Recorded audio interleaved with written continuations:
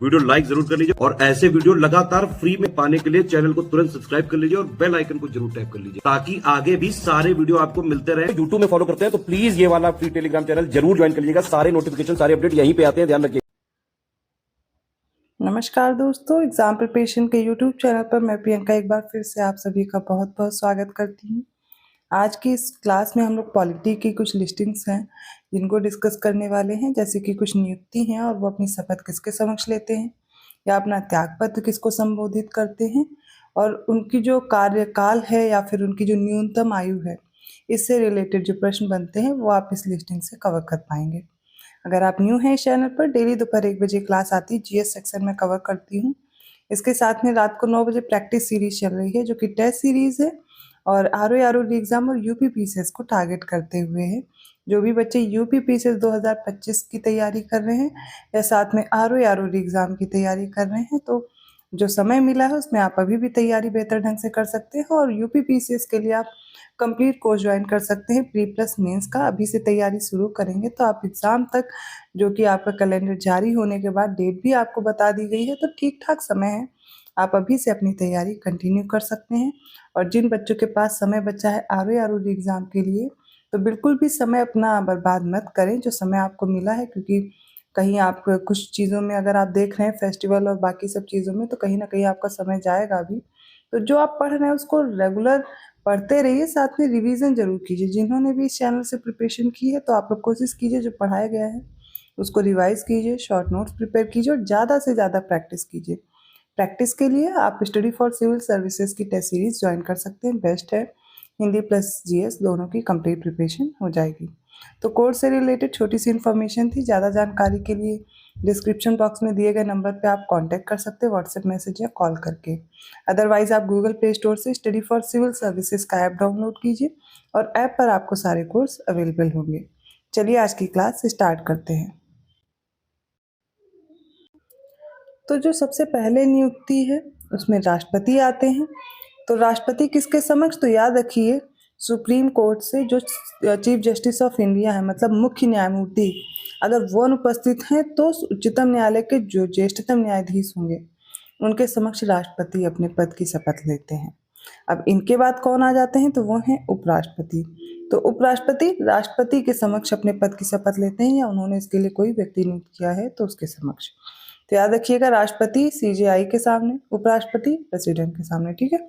उच्चतम न्यायालय के न्यायाधीश राष्ट्रपति के समक्ष अपने पद की शपथ लेते हैं या राष्ट्रपति द्वारा इस निमित्त कोई व्यक्ति नियुक्त किया गया है तो उसके समक्ष। अब बात करते हैं राज्यपाल की। तो उच्च न्यायालय के मुख्य न्यायमूर्ति या उनकी अनुपस्थिति है तो उच्च न्यायालय में जो उपलब्ध ज्येष्ठतम न्यायाधीश उनके समक्ष। तो अभी राष्ट्रपति देखा किसके सामने, उच्चतम न्यायालय के जो मुख्य न्यायमूर्ति हैं, लेकिन राज्यपाल उच्च न्यायालय के जो मुख्य न्यायमूर्ति होंगे अर्थात हाईकोर्ट के जो हैं उनके समक्ष अपने पद की शपथ लेते, अगर वो अनुपस्थित हैं तो हाईकोर्ट के जो ज्येष्ठतम न्यायाधीश होंगे उनके समक्ष, ठीक है। केंद्रीय मंत्रिपरिषद में जो मंत्री हैं वो राष्ट्रपति के समक्ष अपने पद की शपथ लेंगे। नियंत्रक और महालेखा परीक्षक ये भी राष्ट्रपति के समक्ष अपने पद की शपथ लेते हैं। देखिए याद कर लीजिए, जो राष्ट्रपति को छोड़कर और किसी के समक्ष लेते हैं अपने पद की शपथ, उसके बाद जो भी बचेंगे वो सब राष्ट्रपति हो जाएगा, लेकिन एक बार देख जरूर लीजिएगा ढंग से।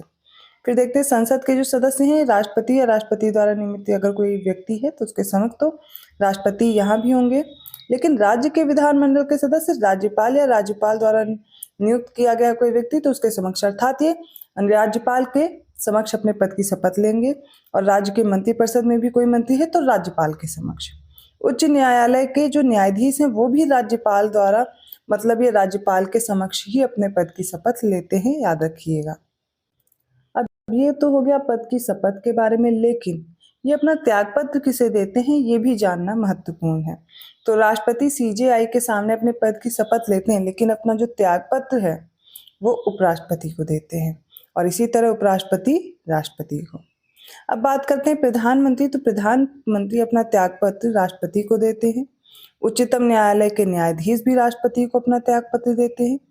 राज्यपाल भी राष्ट्रपति को देते हैं और उच्च न्यायालय के जो न्यायाधीश हैं वो भी राष्ट्रपति को। अब देखिए कंफ्यूजन का विषय यहाँ बन जाता है उच्च न्यायालय में आप हमेशा कंफ्यूज होते हैं गवर्नर और राष्ट्रपति को लेकर के, तो याद रखिए जितने भी न्यायाधीश हों, चाहे उच्चतम न्यायालय के हों या उच्च न्यायालय के हों, वो राष्ट्रपति को ही अपना त्यागपत्र सौंपते हैं। अब बात करते हैं लोकसभा अध्यक्ष और लोकसभा उपाध्यक्ष, तो दोनों एक दूसरे को, ठीक है। तो लोकसभा का जो अध्यक्ष है वो लोकसभा के उपाध्यक्ष को देगा त्यागपत्र, और लोकसभा का उपाध्यक्ष लोकसभा के अध्यक्ष को देगा। राज्यसभा के सभापति को उपसभापति अपना त्यागपत्र देते हैं, ठीक है। अब यहाँ उपसभा की पति की बात हो रही, क्योंकि सभापति क्या है, वो तो उपराष्ट्रपति है ना, तो वो किसको देंगे, राष्ट्रपति को अपना त्यागपत्र देंगे। संसद के सदस्य तो राज्यसभा के सभापति या फिर लोकसभा के अध्यक्ष को अपना त्यागपत्र देते हैं। इसी प्रकार विधानसभा के अध्यक्ष विधानसभा के उपाध्यक्ष को, और विधानसभा का जो उपाध्यक्ष है वो विधानसभा के अध्यक्ष को अपना त्यागपत्र देते हैं। अब विधान परिषद के सभापति की जब बात होगी तो ये उपसभापति को अपना त्यागपत्र देंगे, और ये जो उपसभापति हैं ये सभापति को। लोक सेवा आयोग, जिसमें संघ आयोग है, संघ लोक सेवा आयोग या फिर संयुक्त आयोग है, दोनों के बारे में जब भी बात होगी तब भी राष्ट्रपति को अपना ये त्यागपत्र देंगे। लोक सेवा आयोग के जो सदस्य हैं, जो राज्य है, राज्य लोक सेवा आयोग है, तो वो राज्य के राज्यपाल को देंगे अपना त्यागपत्र, यहाँ मत कंफ्यूज होइएगा। अब अगली लिस्ट इसलिए इंपॉर्टेंट हो जाती है, इसमें हम लोग समझने वाले भारतीय संविधान में कुछ पदों की नियुक्ति के लिए न्यूनतम या अधिकतम आयु सीमा क्या होती है, यहाँ से प्रश्न बनता है। तो सबसे पहले राष्ट्रपति पद के लिए ही बात करेंगे, तो इनकी न्यूनतम आयु कितनी होती है, तो याद रखिएगा 35 वर्ष। ये किस आर्टिकल में है, तो article 58 clause 1 sub clause B में, ठीक है, याद रखिएगा 58 क्लॉज 1 सब क्लॉज बी में।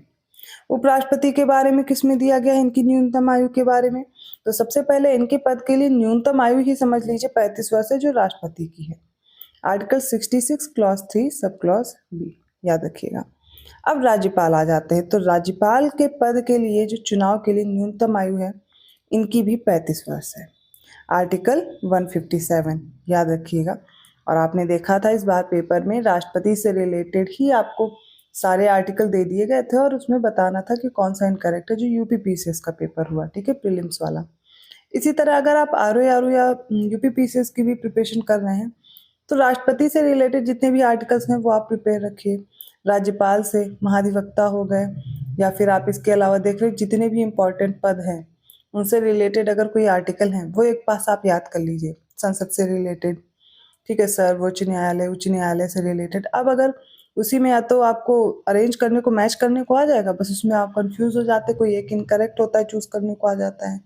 तो ये सब चीज़ें आपसे गलत ना हो, तो आप क्वेश्चन का पैटर्न समझने की कोशिश कीजिए कि अब एग्जाम में कैसे प्रश्न आ रहे हैं, और उस तरीके से आप खुद को तैयार रखें वैसे प्रश्न हल करने के लिए। सांसद के रूप में चुनाव के लिए न्यूनतम आयु लोकसभा में कितनी है, 25 वर्ष है, आर्टिकल 84 बी में। और विधायक के रूप में चुनाव की न्यूनतम आयु 25 वर्ष है, ये भी आर्टिकल 173 क्लॉज बी में दिया गया है, याद रखिए। सांसद के रूप में चुनाव के लिए राज्यसभा में न्यूनतम आयु कितनी है, तो 30 वर्ष। लोकसभा में कितनी थी, 25 वर्ष, और राज्यसभा में 30 वर्ष, आर्टिकल 84 बी में ऐसा उल्लेख इसमें किया गया है।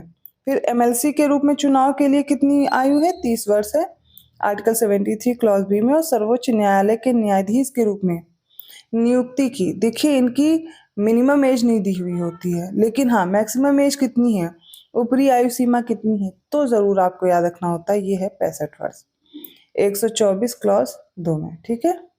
संघ आयोग के सदस्य के रूप में नियुक्ति की ऊपरी सीमा, अब यहाँ भी न्यूनतम आयु नहीं है, कंफ्यूज मत होइएगा, 65 वर्ष है, आर्टिकल 316 क्लॉज 2 में। उच्च न्यायालय के न्यायाधीश के रूप में नियुक्ति के लिए ऊपरी सीमा 62 वर्ष है, उच्च न्यायालय में 62 वर्ष, उच्चतम न्यायालय में 65 वर्ष, आर्टिकल 217 क्लॉज 1। राज्य आयोग के सदस्य के रूप में नियुक्ति की ऊपरी सीमा ये भी 62 वर्ष है, आर्टिकल 316 क्लॉज 2 में। अब यहाँ भी देख लीजिए, एक पंचायत के सदस्य के रूप में चुनाव के लिए न्यूनतम आयु 21 वर्ष होती है, ठीक है, यहाँ पर याद रखिएगा 243F clause 1 sub clause A है।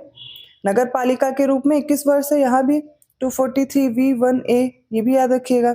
एक कारखाने में रोजगार के लिए न्यूनतम आयु सीमा कितनी है, तो 14 वर्ष। ये जो आर्टिकल है ये फंडामेंटल राइट है, शोषण के विरुद्ध अधिकार दिया गया है, तो किसमें दिया गया है, 14 वर्ष से कम किसी भी बच्चे को कारखाने में रोजगार के लिए नहीं लगाया जा सकता, आर्टिकल 24। मतदाता के रूप में अगर आप जाकर के वोट कर सकते हैं, जो वोटिंग राइट है, आपका अधिकार है। उसके रूप में पंजीकरण के लिए न्यूनतम आयु अगर आपसे पूछी जाए तो वो 18 वर्ष से पहले, आपको पता होगा 21 वर्ष थी, घटा करके 18 वर्ष की गई। और ये अमेंडमेंट आपको कमेंट करके बताना, मैं पढ़ा चुकी हूँ कौन सा अमेंडमेंट हुआ था जिसके तहत उम्र घटाकर 18 वर्ष कर दी गई थी, और ये आर्टिकल 326 में है। तो आज की इंपॉर्टेंट लिस्टिंग्स थी। आई होप आपको समझ में आया होगा। कहीं भी कोई डाउट हो आप पूछिएगा। वीडियो अच्छा लगा तो लाइक करना मत भूलिए, चैनल को सब्सक्राइब जरूर कर लीजिए और लोगों को शेयर करते रहिए। ऐसे ही टॉपिक के साथ मैं मिलती हूँ अगले वीडियो में। तब तक के लिए धन्यवाद।